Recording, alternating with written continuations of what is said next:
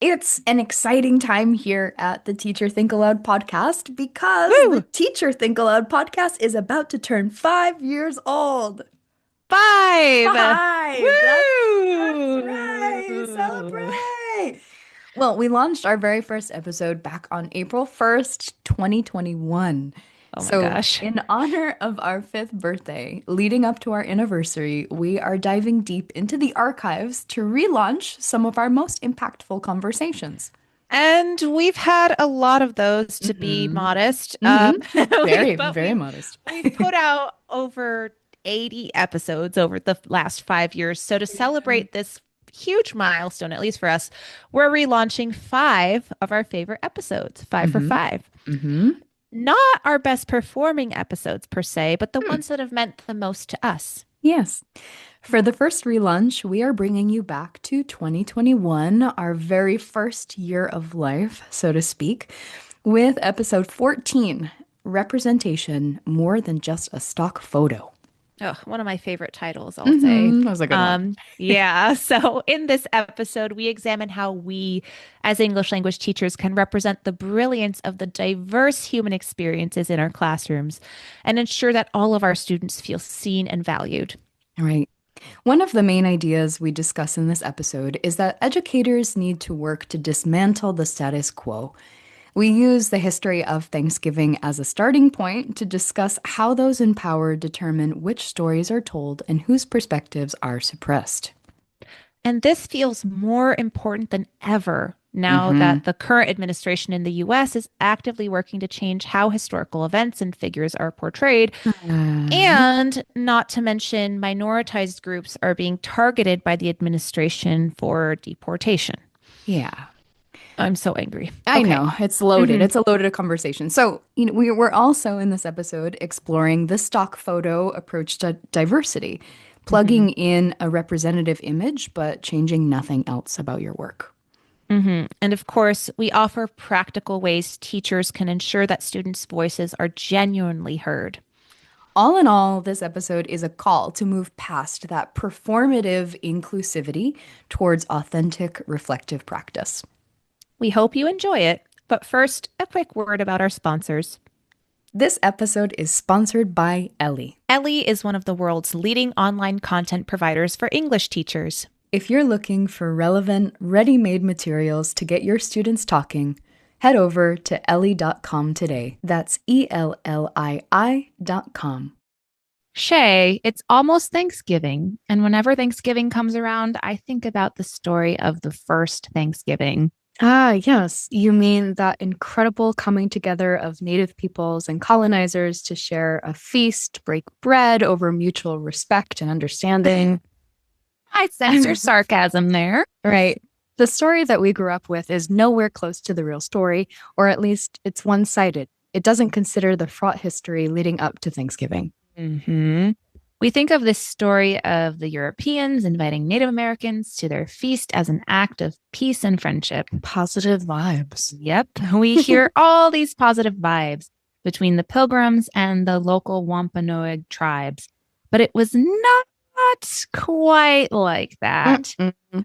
The first Thanksgiving at Plymouth was kind of a fluke. Yes, there was a feast celebrating the first successful harvest the Pilgrims had, and members of the Wampanoag tribes were invited, Mm. but this was the exception to the rule. For years, the English had been coming over, slaughtering, capturing, kidnapping, enslaving members of native tribes, spreading deadly diseases all along the eastern coast of the US.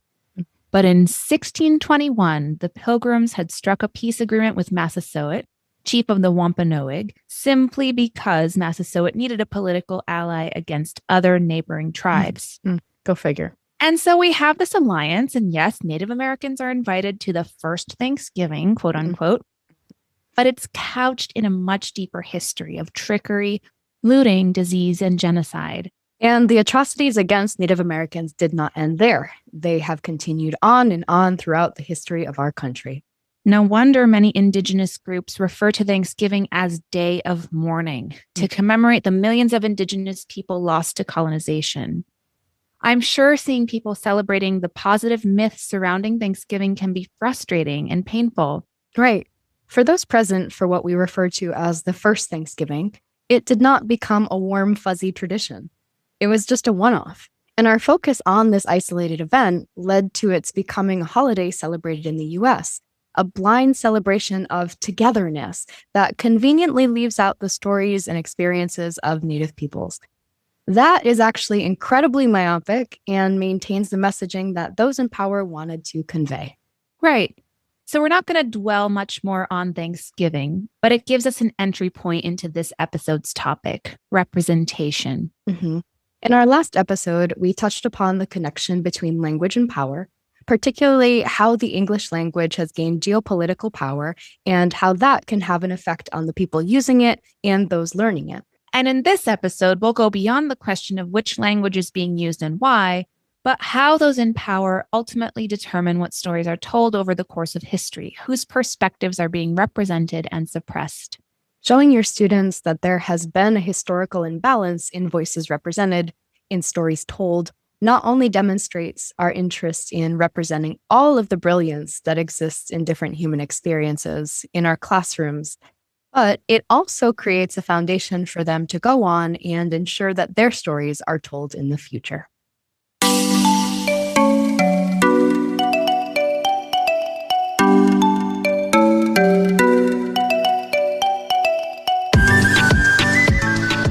Hello, and welcome to the Teacher Think-Aloud Podcast, a podcast for reflective practice for teachers of English around the world.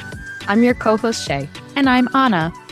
As we begin to peel back the shiny wrapping paper that keeps the topic of representation in the language classroom neatly packaged and inconspicuous, we want to take a moment to acknowledge our innate privilege. We are white people, middle class, cisgender. We're university educators, albeit adjuncts. So yeah, in talking about equity and representation, we recognize that we're sitting in a position of privilege. Yeah. So as we come into this episode, we do so with great empathy and humility. We want to be part of the conversation, but we're not claiming that what we're saying is the one and only position on this. And of course, with the nature of our privilege comes limitation of understanding. But with privilege comes also the opportunity to stand on a soapbox occasionally and call these challenges to the surface. There's discomfort in recognizing your privilege, but it's necessary to sit with that discomfort to fully understand the implications of representation or lack thereof, and then be able to enact change. And we're not experts either. Our reflections here are specific to our experience as classroom educators, trying to be better for our students, for our colleagues. We are grounded within advocacy, and our advocacy within the realm of education is where we can most properly place our energy surrounding this idea of representation. Of course, when we think about equity, there are a lot of roadblocks in thinking about equity or attaining equity before students even arrive in our classrooms, right? There are a lot of systemic issues in our society that ultimately dictate who even gains access to our classrooms. Right. So our scope is limited, but we do have control over many other aspects of a student's experience. For example, equitable representation. That's something that we have control over. And when we say representation, we're thinking about linguistic, ethnic, racial, gender identity, sexuality, physical ability. Representation for all, especially these groups that may not be accepted as part of the so-called dominant or mainstream culture. Entire groups of people that are shunned and stigmatized based on their difference from some made-up social norm. And that can be challenging depending on your context. Representation requires some sort of approval on the societal level before educators can start ensuring representation in their classrooms. If you're in a community where, say, the existence of LGBTQIA+ communities are not recognized as valid for different reasons, it's going to be hard as a teacher to represent them. Absolutely. There's a limit we have to acknowledge based on your context, right? But still, within the teaching context we do live in, we can at least try to represent more minoritized groups. And I use this term minoritized deliberately. Members of these groups aren't necessarily a statistical minority. We consider women a minority, but they're half the population, right? So these groups, these minoritized groups, are actually part of what we could call the global majority. We often lump them, including English learners, into the term minority, which is essentially a tactic for social marginalization. Right. It's more accurate to say they've been minoritized. But I think some educators shy away from representation work altogether because it feels overwhelming. How can they ensure everyone in their class is feeling heard and valued? It's not something that can be done overnight. And I think that can feel discouraging sometimes. Agreed. And many of the students we work with in an ESOL context, where we work with learners of English in a country where English is the dominant language, in this context, we're often working with members of minoritized groups. So sometimes in the ESOL context, just in working with these groups, sometimes educators will assume their work is done. Yes, their practice lends itself to serve this particular population. So their anti-discriminatory practices are already in place. Everything is okay, right? Wrong. Think again. I think that working in an ESOL context makes a person more likely to fall into that line of thinking because representation is just so in your face, right? Students from all over the place. It's kind of this idea of like people saying, well, I'm not racist because I have Black friends. I'm in a relationship with someone who comes from a different ethnic background. So we can't just claim to be supporting these minoritized groups in our classroom just by virtue of the fact that our work is based around teaching them English. Yes. There needs to be a very conscious effort to address diverse representation in our classroom. And that's facilitated very much because we have these voices already in our classroom, but that doesn't mean that it ends there. Right. I think the most obvious way to bolster representation in our classrooms is through the creation of an atmosphere that allows the students to bring in their experiences in a genuine way. So obviously, it's easier to achieve representation if you're teaching a more diverse class with people from a wide variety of backgrounds and identities. There's almost nothing but opportunity for intentional storytelling. But that doesn't necessarily mean that students are going to be willing to tell the stories they have. It might not come naturally to everyone. Your students might not feel comfortable, or they might not feel they have permission to speak their voice based on how you're presenting things. We're sort of like the gatekeepers of these really rich narratives that our students have. And so what does it mean for us to allow them to share their story? I think it's a lot about framing. You know, we've talked about this in other situations. A lot of what we do is not like specifically what we do, but how we do it, right? How we ask the question, how we incorporate our curiosity to know things, learn new things about who our students are in our classroom. Right. So it's not just going to happen because you're like, write a story about growing up in your home country. In those scenarios, and I'm sure, I've definitely asked students to do that before. But in those scenarios, a lot of students would choose the most superficial or sort of simple concept, writing for the purpose of our reading rather than writing for the purpose of expressing themselves through writing. Yes, because, they think that this is what we want to read about them and their experience rather than actually sharing their true experience. But if leading up to that question, there has been more of this communal curiosity for each other, then they might give a little more, right? I love that, communal curiosity. It all goes back to routines, right? It's like, are you creating a structure that's going to facilitate that kind of sharing? Or is it just like kind of out of the blue? Like, okay, now I'm compiling this world storybook and I want you to contribute. Yeah. Yes. Start from the very beginning. One of my favorite activities is an identity map at the beginning of the course. This was inspired by Tiffany Jewell's book, This Book is Anti-Racist, which provides a lot of great social justice-oriented activities, starting with an exploration of personal identity. So the identity map has students thinking deeply about what defines them on day one. They brainstorm all of the different things that define them, not just nationality, but also relationships, likes, skills. So for example, I'm a loving daughter, a Disney fan, a terrible cook. And of course, yes, besides these, other traits that define our identity, of course, nationality and language also come up. Nice. I do a similar activity, but I was inspired by Facing History, another great online resource. We'll link these for you listeners. Of course. But anyway, the point here is framing identity as something complex and multifaceted from the beginning. If I remember correctly, that Tiffany Jewell book had lots of other great activities. There were some activities on telling personal, family, and community histories there too. Yes, so many great activities in that book. Actually, I participated in a book club on anti-racist pedagogy last summer based on this book. We brainstormed more classroom activity ideas and published them on a simple web page. Shout out to my colleague and classroom-based activist, Rachel Wong. She led the book club initiative and inspires me every day to make anti-racism at the center of my practice. What I love about these exercises is that they encourage authentic sharing. We need to be careful with representation that we're not encouraging superficial sharing.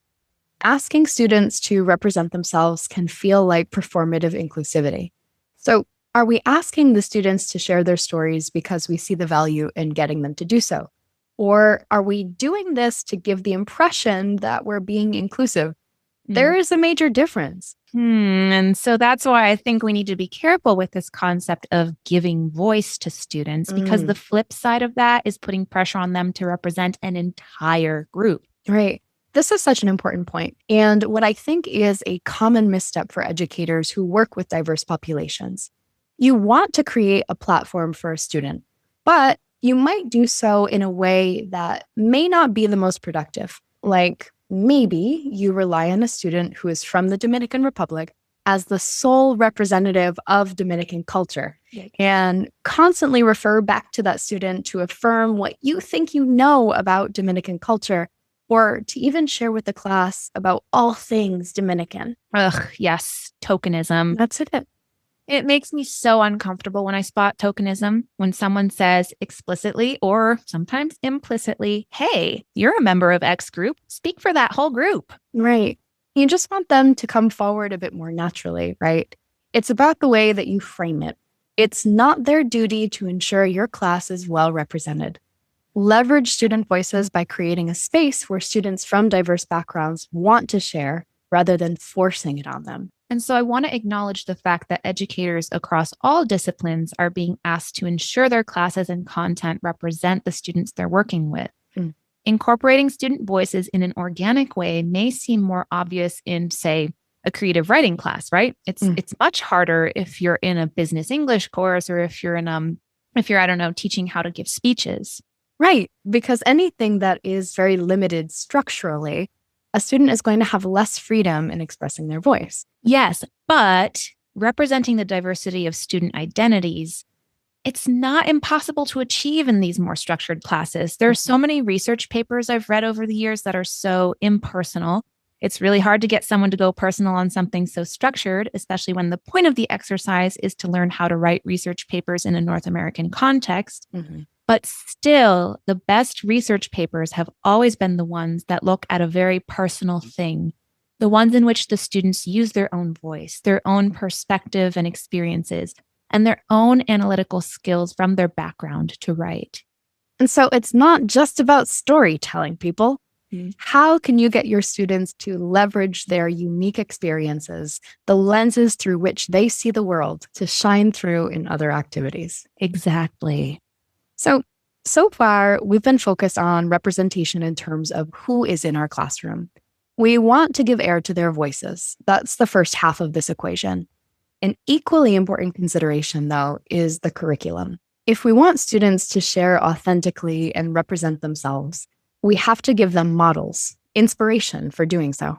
I feel like I have to bring up Chimamanda Ngozi Adichie's TED Talk, The Danger of a Single Story here. Listeners, drop everything and go listen to this talk if you haven't yet. Yes, watch it and then come back to us. It's in our resource list. So one of the points Chimamanda makes is that people need to see themselves represented in the literature they're reading. She speaks from experience as an aspiring writer growing up in Nigeria, constantly reading Eurocentric narratives that she couldn't identify with. She mentions reading about foliage and apple picking in the fall, but that it didn't resonate with her experience. She didn't grow up frolicking through fallen leaves or eating apples. And from this lack of connection, it was difficult for her to imagine that her story could hold weight, that people would want to read her stories. So that's exactly what we want to avoid with our learners, right? Totally. making them feel like their stories, experiences, ways of seeing the world are not valuable. And through the incorporation of relevant materials or content that connects to our students' experiences, we decrease the odds that they'll come away from our classrooms feeling that way. Right. So a fundamental stepping stone to representation in the classroom is just basic content, like the videos you show, the readings you do. Maybe they're reading a book or reading a short story or a poem or watching something.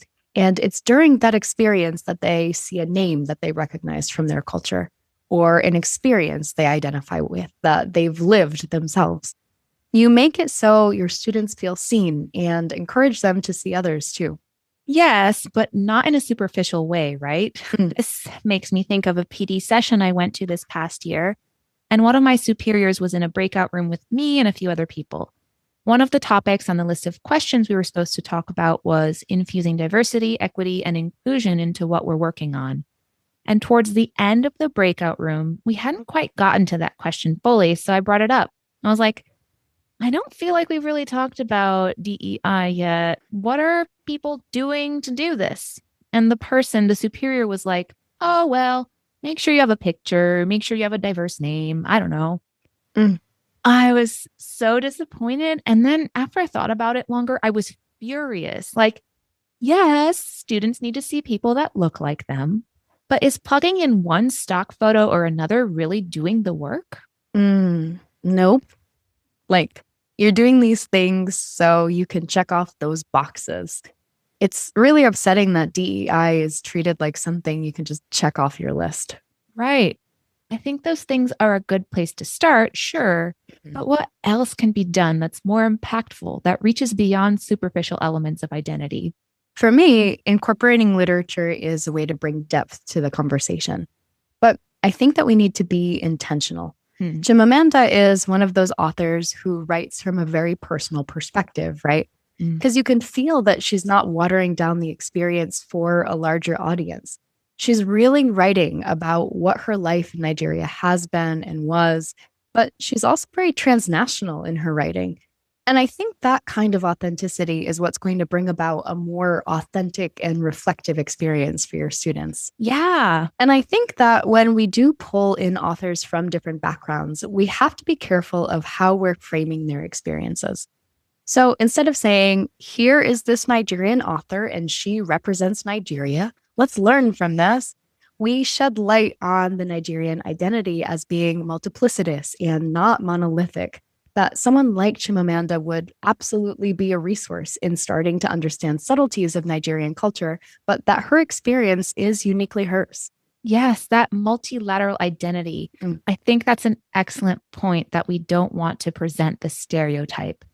This is actually another vein that Chimamanda explores in that same talk. She cites her roommate from college who couldn't believe that she knew how to use a stove and that her English was so strong. So sad. But she got those assumptions from somewhere, right? The roommate must have engaged with stories that represented Nigeria in that light. And although the fact that this sort of singular narrative exists for nearly any group is problematic, what's more problematic is when those narratives are accepted as the whole truth surrounding someone from that group. Well, yeah, like if you just keep representing the stereotype of this person, then they're going to think, well, I guess that's the only thing people think of me, right?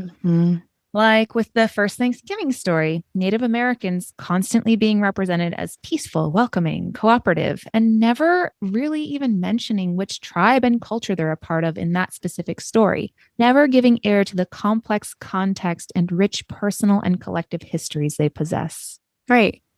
And I mean, I think that there are more examples now than before. Perhaps because our collective consciousness has started to wake up, people are becoming more aware of this as an issue. And so we see more of an effort to represent people in different lights. But I think we need to keep pushing that in our classrooms in particular, in the way that we present the exact examples we create, or maybe we take something from a textbook and change it. Right. We can't stop at the stereotypes, because when we do, what we understand to be true through our perspectives and biases bleed into our actions, leading to discriminatory behavior. So I think besides, that more subtle framing we talked about, a lot of these decisions take place in the planning stages when you're planning a single class, but at a higher level when you're planning your syllabus or curriculum for the course. Yes. Many of us are now at the end of the semester or quarter, and it's an overwhelming time. But this is the time to start gearing up to create your new syllabus. What are we going to put in that syllabus that's really disrupting the content, going beyond just, oh, I picked that minoritized author, like I got 2 of them in there and I'm good, case closed, like it's fine. But I mean, the rest can all be like, white authors because the world's used to that voice. Like, no. Yeah. And I'm so glad that you brought up the syllabus. We've talked about getting students to use their voices, considering how content can be altered to better align with diverse student identities. But I want to tap into this idea of wielding power from a structural standpoint, the syllabus. The almighty syllabus. So, as we mentioned at the start of this episode, we have very limited views and understandings of the world in many ways. So, something that I always do is have my students put together a book list or share with me, like have some sort of ongoing compilation of what it is that they're reading or what it is they stumbled across recently that really resonated with them that relates to course material, even tangentially. I ask myself how I can incorporate what's being considered in their mind as sort of the ideal voice of whatever group it is that they belong to. And in doing this, I end up with a syllabus that's more inclusive and well-rounded and honestly better than anything I could have just put forth on my own. I love that because it's hitting both points that we're making here. Content inclusion and giving voice to your students. And allowing them to select what aligns best with their experiences rather than selecting content that I think aligns with the students that are represented in my classroom brings meaning and heightened representation. That's not to say that my work is done, but I do think that it enriches what I do, having those different perspectives. Yeah, but we do have the power, and this is why we're focusing on this very specific realm. It's that within our classroom, we do have the power to shape the way that we present things, right?